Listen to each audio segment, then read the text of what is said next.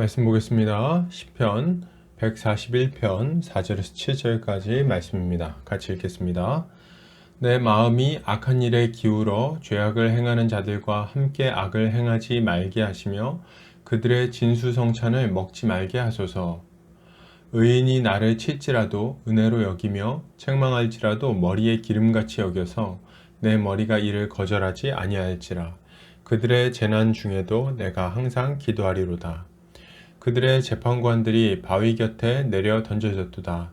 내 말이 닮으로 무리가 들으리로다. 사람이 밭가라 흙을 부스러뜨림 같이 우리의 해골이 스올 입구에 흩어졌도다. 아멘. 시편 141편 4절에서 7절까지 책망을 기름같이 여기는 믿음이라는 제목으로 말씀 보도록 하겠습니다. 신자는 이 땅에서 죄의 길을 거절하고 의의 길을 걸어가는 자들입니다. 악의 길을 가지 말라고 명령하는 이유는 그것이 그냥 보기에는 좋아 보이기 때문입니다. 그렇기에 우리에게는 우리를 책망하며 바른 길로 가게 해줄 동역자들이 너무나도 필요한 거죠. 오늘 본문을 통해서 이에 대해 함께 살펴보도록 하겠습니다. 오늘 시편 기자는 이렇게 말합니다. 내 마음이 악한 일에 기울어 죄악을 행하는 자들과 함께 악을 행하지 말게 하시며 그들의 진수성찬을 먹지 말게 하소서. 시편 기자는 하나님께 자신의 마음이 악한 일에 기울지 않게 해달라고 기도합니다. 그는 하나님께서 자신을 죄악을 행하는 자들과 함께하며 유익을 누리지 않게 해달라고 기도하죠. 이것은 하나님께서 자신의 죄의 길에 빠지지 않도록 지켜주시기를 간구하고 있는 것입니다. 왜요? 지금 이렇게 악한 자들과 함께하는 것이 진수성찬같이 느껴지고 그것이 굉장한 매력이 있기 때문에 그런 거죠. 그렇기에 그는 하나님의 은혜를 구하고 있는 것입니다. 여러분, 신자는 하나님께서 우리를 악한 길과 죄의 유혹에 빠지지 않게 해주시기를 간구해야 되겠습니다. 우리가 이 땅에서 주의 말씀을 따라서 살아가는 것은 결코 만만한 일이 아닙니다. 우리는 예수를 믿음으로 거듭났지만 여전히 옛사람이 유혹이 남아있죠. 그리고 공중 거스잡은 자 마귀는 우리를 죄의 길로 걸어가도록 속이고 유혹합니다. 이 마귀의 유혹은 보통 우리와 가까운 사람들 또 우리가 함께하기 쉬운 사람들로 그들을 통해서 나타나게 마련입니다. 그렇기에 우리는 쉽사리 죄의 길로 기울어질 수 있는 것이죠. 우리의 마음을 흡족하게 하는 즐거운 일들 때문에 마음이 둔해지는 경우가 참 얼마나 많습니까? 먹는 것과 마시는 것과 즐기는 것에 마음을 빼앗기면 자기도 모르게 점차 죄의 길로 걸어가고 있는 자신을 보게 되는 겁니다. 이런 우리에게 간절히 필요한 은혜는 무엇일까요? 하나님께서 우리의 심령을 은혜의 사슬로 메어주셔서 죄로 기울어지지 않게 해주시는 것입니다. 여러분, 죄의 유혹을 받으십니까? 편안한 삶, 즐거운 삶을 바라보며 마음이 요동하시나요? 하나님의 은혜를 구합시다. 주님이 우리의 마음을 금강석처럼 굳어지게 해주실 것입니다. 계속해서 보겠습니다. 시편 기자는 이렇게 말합니다. 의인이 나를 칠지라도 은혜로 여기며 책망할지라도 머리에 기름같이 여겨서 내 머리가 이를 거절하지 아니할지라. 그들의 재난 중에도 내가 항상 기도하리로다. 시편 기자는 의인이 자신을 칠지라도 은혜로 여기겠다고 말합니다. 심지어 그는 책망당할 때에 그것을 축복의 기름같이 여기며 그들을 위해서 항상 기도하겠다고 말하죠. 이것은 자신이 죄의 길로 갈 때 그 길에서 돌이키게 만드는 사람을 하나님이 보낸 사람으로 여기겠다는 말입니다. 그리고 이 말은 죄로 인한 고난을 하나님이 주시는 기회로 받아들이고 속히 주님께로 돌이키겠다는 의지의 표현인 거예요. 여러분, 신자는 하나님께서 우리를 죄에서 건져내기 위해 보내주신 이들의 책망을 감사함으로 받아야 됩니다. 우리는 누군가 우리에게 싫은 소리를 하는 것을 견디기 힘들어합니다.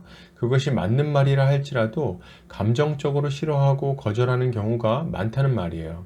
심지어는 그렇게 말해준 사람을 미워하기까지 하는 것이 사실입니다. 그렇다 보니 교회 안에서도 형제의 잘못을 교정해주는 일이 현저하게 줄어들었어요. 누군가 뻔히 잘못을 하고 있는데도 불구하고 그것을 책망하며 권면해주는 일이 거의 없어졌다는 말이죠. 왜요? 그렇게 말해도 고치기보다는 반발하고 관계가 나빠지기만 한다는 것을 알기 때문에 그렇습니다. 우린 이런 모습이 개인과 공동체가 망하는 지름길이라는 것을 알아야 돼요.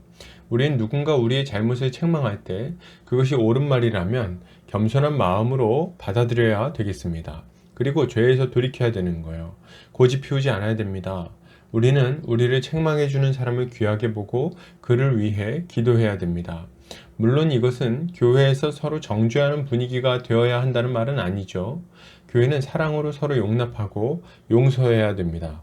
그러나 형제가 죄를 범하고 뻔히 망하는 길로 계속 가고 있는데도 불구하고 그것을 지켜보고 있어서는 안 된다는 것을 말하고 있는 거죠.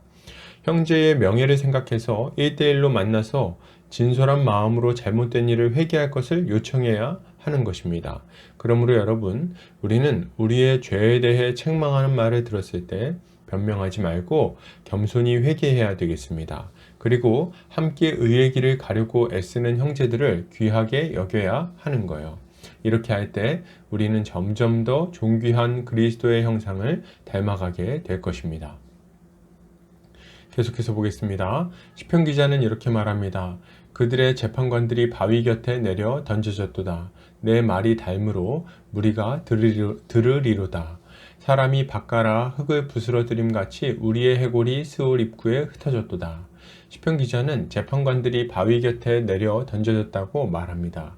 그리고 사람들은 시편 기자의 말을 기뻐하며 따르게 될 것이라고 말하죠. 그리고 그는 이제 악인들이 스스로에 대해서 하는 말을 이야기해 줍니다. 그들은 자신들의 뼈가 스올 입구에 흩어져 그리고 완전히 부스러뜨려질 것이라고 고백하죠.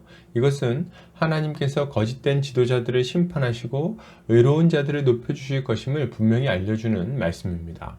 여러분, 신자는 악인들이 심판받을 것이고 의인들이 높임받을 것임을 믿어야 됩니다. 우리는 악인들이 높은 자리에 앉아서 거들먹거리는 모습을 많이 보면서 살아갑니다. 심지어는 교회에서도 그런 모습을 봤을지도 모르겠어요. 이런 모습은 우리를 낙심시키고 의로운 삶을 살고자 하는 마음을 약해지게 만듭니다. 그렇기에 우리는 그들의 마지막이 어떠할 것인지에 대해서 깊이 생각해야 되는 거죠. 하나님은 그들을 갑자기 무덤 속으로 던져 넣으실 겁니다. 그들의 뼈는 흩어져서 수치스럽게 나뒹굴게 될 거예요. 그리고 그때가 되면 사람들은 의인들의 말에 귀를 기울이게 될 것입니다. 일의 결국은 이렇게 흘러가게 되어 있습니다. 지금 당장 악인들이 번성하는 것처럼 보여도 그들에게는 심판이 선고되어 있는 거예요. 의인들이 지금은 비록 고난을 당하는 것 같지만 하나님은 그들을 높여주실 것입니다. 여러분, 우리는 이것을 기억해야 합니다. 악인들의 마지막을 기억하고 의인들의 마지막을 기억합시다. 하나님이 살아계시다면 의로운 삶을 추구하는 자들은 높임을 받게 될 것입니다. 결론을 드립니다. 여러분, 악을 행하는 자들과 마음을 같이 하지 않아야 됩니다. 죄의 길로 기울어질 때 우리를 책망하는 자들에게 도리어 감사합시다. 모든 일의 마지막이 어떠할지를 생각하며 의의 길로 걸어가야 할 것입니다. 오늘도 주의 은혜로 승리하는 성도님들 되시기를 주의 이름으로 축복합니다.